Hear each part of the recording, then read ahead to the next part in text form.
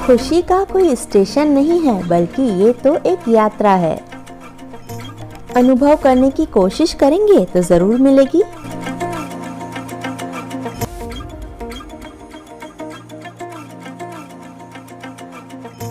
Hello friends, welcome back.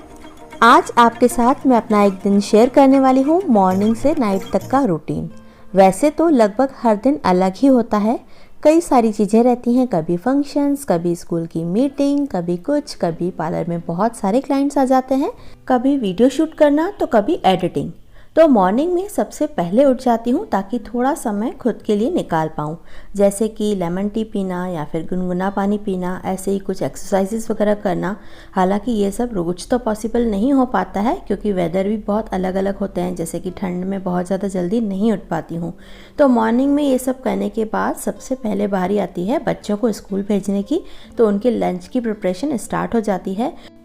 तो night में ही सोच कर रखती हूँ कि सुबह क्या बनाना है, थोड़ा सा आइडिया रख लेती हूँ दिमाग में कि ये चीज़ें बनानी हैं और ये चीज़ें अवेलेबल हैं, नहीं तो मंगवा लेती हूँ।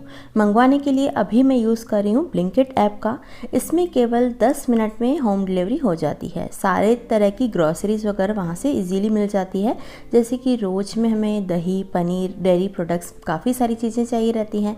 कभी सोप वगैरह, वैसे तो डीमार्ट जाके परचेसिंग करती हूँ, लेकिन कई चीज़ें ऐसी होती हैं जो हमें जल्दी में चाहिए रहती हैं, तो ब्लिंकिट ऐप का अभी मैं यूज़ कर रही हूँ। और यहाँ पर बन रहा है बच्चों का नाश्ता। मुझे ये काम करना ऐसे सही लगता है कि जो भी काम मेरे सामने आता जाए मैं फटाफट उसे करती जाऊँ।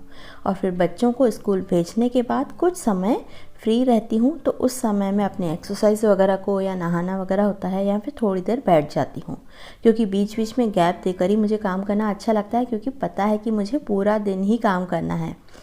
और जो भी ग्रॉसरी वगैरह ऑर्डर की हुई होती हैं उन्हें मैं सेट कर लेती हूँ, कुछ चीज़ें फ्रिज वगैरह में रखनी होती हैं। और ये देखिए, ब्लिंकिट जो ऐप है वहाँ से इस तरह से पेपर के एनवलप में चीज़ें आती हैं, और पॉलीथीन को ये लोग बिल्कुल ही अवॉइड करते हैं। और जो भी चीज़ें रहती हैं ना, जैसे सोप वगैरह हुए, ऑल आउट, या जो भी क्लीनिंग आइटम्स हुए, उनको अलग एक एनवलप में रख के भेजते हैं। तो ये चीज़ मुझे बहुत अच्छी लगती है।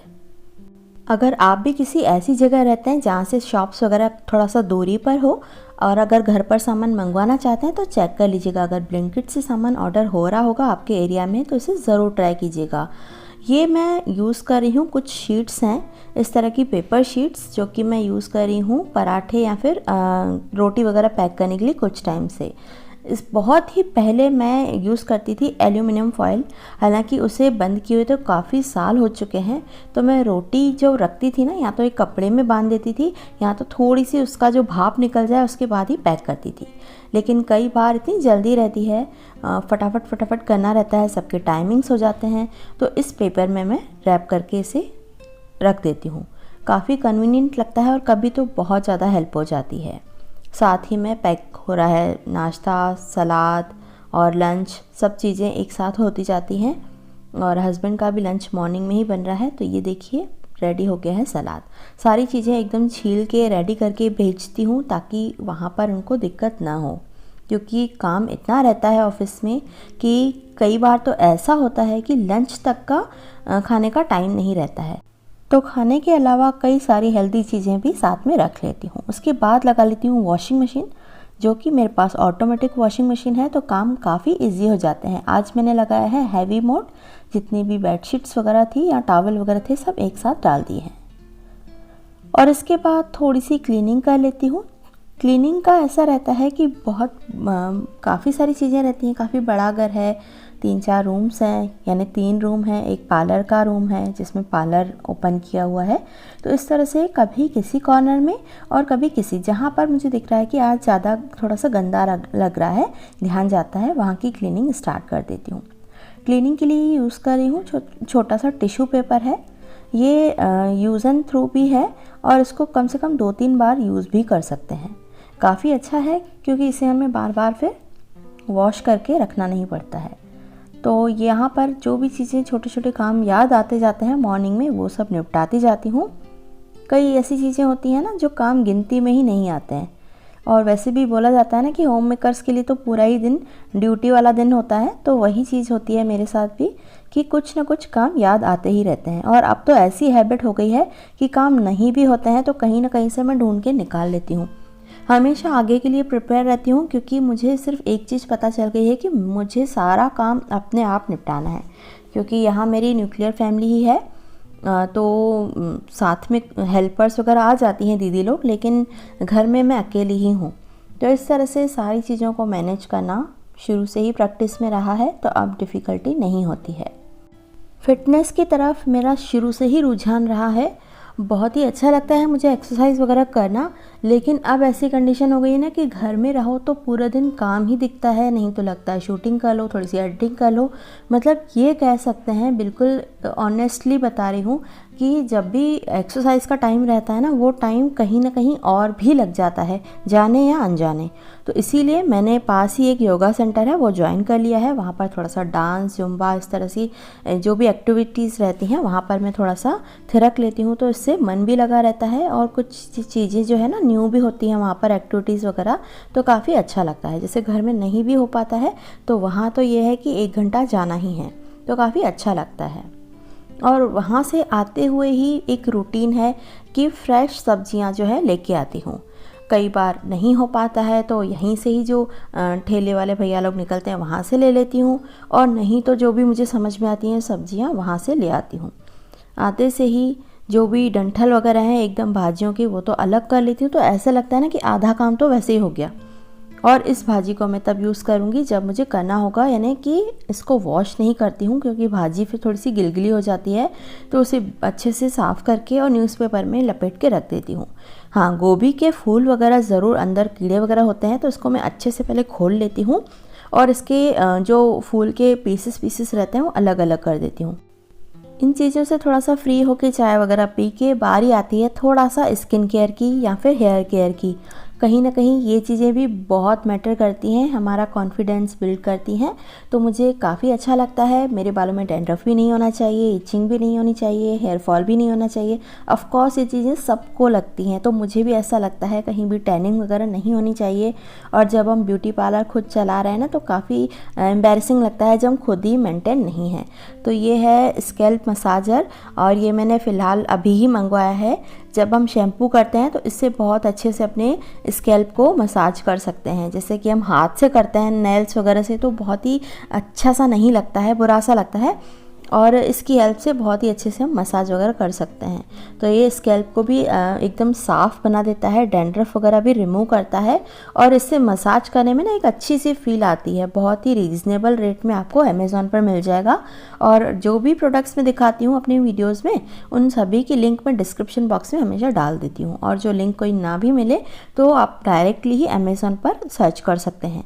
और वैसे तो मैं कई सारी चीज़ें या फिर मेरी शूटिंग के जो भी गैजेट्स वगैरह रहते हैं, स्किन केयर प्रोडक्ट्स रहते हैं, सभी की लिंक जो है डिस्क्रिप्शन बॉक्स में डाल देती हूँ। आप वहाँ पर जाकर चेक कर सकते हैं, और यदि आपको पसंद आते हैं तो पहले आप कंपेयर कर लें, अच्छे से चेक कर लें, और वहाँ से भी ऑर्डर कर सकते हैं। तो ये स्कैल्प मसाजर तो मेरा फेवरेट बन गया है। इवन बच्चों को भी मैं बोलती हूँ कि अच्छे से यूज़ कर लिया करें, ताकि स्कैल्प हमेशा इससे हेल्दी रहे।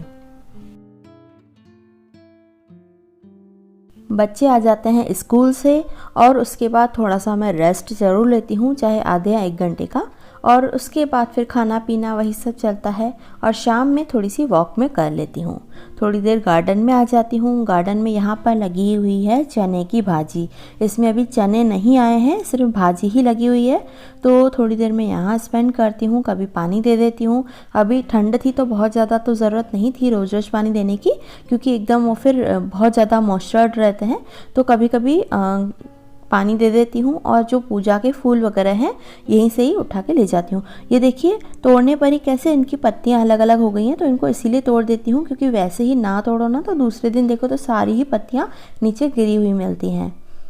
तो इसकी जब चने आ जाएंगे इसमें, तो मैं ज़रूर आपके साथ शेयर करूँगी। तो अब बारी है पूजा की, और जैसे ही शाम का समय होता है, थोड़ी सी एडिटिंग वगैरह साथ में चलती रहती है जब बीच में समय मिलता है, और कुछ ना कुछ डिनर की भी प्रिपरेशन चलती रहती है। और अभी का जो समय रहता है वो पूजा का समय रहता है।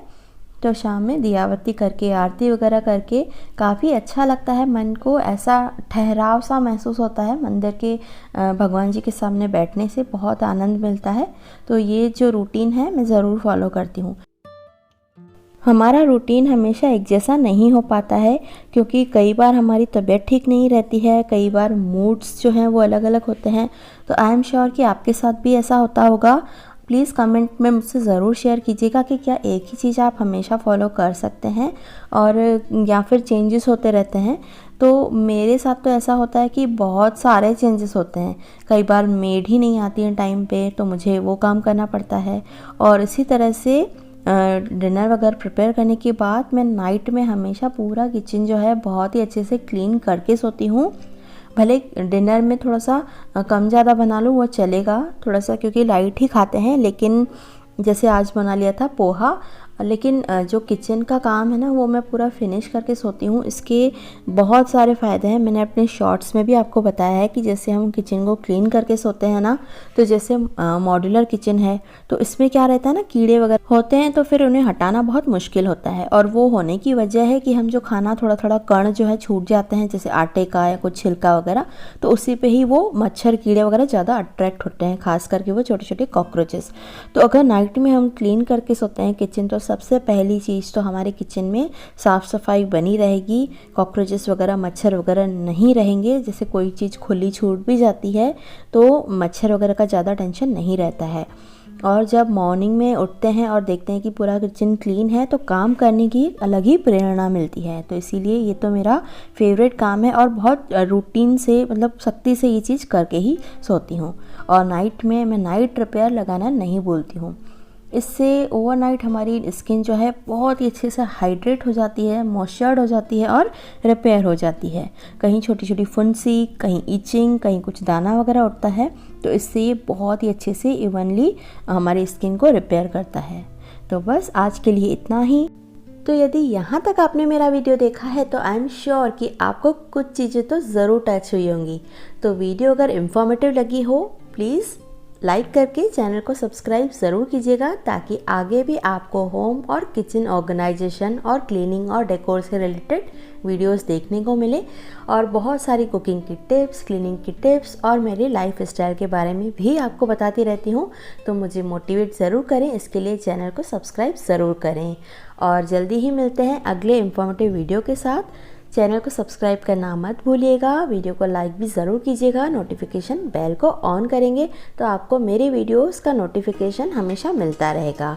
अपना बहुत सारा ध्यान रखिए, अपनी हेल्थ का, अपने घर का और अपने परिवार का। तो जल्दी ही मिलते हैं किसी अगले इन्फॉर्मेटिव वीडियो के साथ। कमेंट्स में मुझसे अपने रिव्यूज़ शेयर ज़रूर कीजिएगा। Thank you so much, take care and bye bye friends.